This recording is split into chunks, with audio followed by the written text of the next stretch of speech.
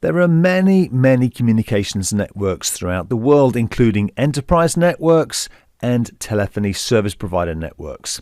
Both have routing servers, feature servers, and of course, endpoint users. When Dave in Dave's enterprise wants to call Nath in Nath's enterprise, Dave's session management server applies its dial plan rules and routes the invite to Dave's ITSP. Dave's ITSP applies its dial plan rules and routes the invite to Nath's ITSP. Nath's ITSP applies its dial plan rules and routes the invite to Nath's enterprise, and so on. Notice how a call can cross the borders of several different networks between caller and callee, networks that belong to different organizations.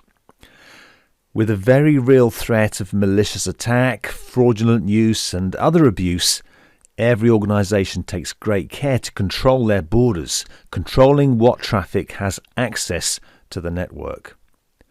In fact, it's helpful to think of networks as having an access layer sitting beneath the session management layer and the application layer, in which reside border control devices such as session border controllers or SBCs.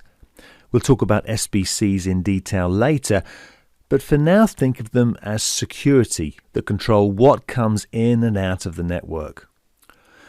So wherever there's an IP connection into the network, you can bet there'll also be a session border controller at the access layer, controlling entry and protecting the network. Receiving a request, routing rules tell the server to which domain the request should be sent. But how do these upstream servers know to route to the session border controller and not to the main session management server? It's through DNS, the domain name service. It's the session border controller's address that's set in DNS, not the session management server. Then, on a DNS lookup, the server gets back the SBC's address. Receiving the request, the SBC applies its control checks and, if permitted, routes the request onto the session management server for applying routing policies and feature application. Now, it's worth noting that gateway devices such as PSTN gateways are also access layer devices. Gateways are the first point of access for non-SIP traffic. In brief then, devices at the network edge are access layer devices. They're the point of entry into the network.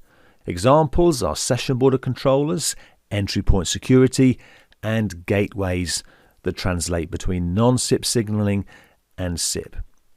The addresses of access layer devices are registered with DNS, resulting in a DNS lookup returning not the session management server, but the address of the access layer device. Having performed their duties, access layer devices then route permitted traffic to the session management server for routing and feature application.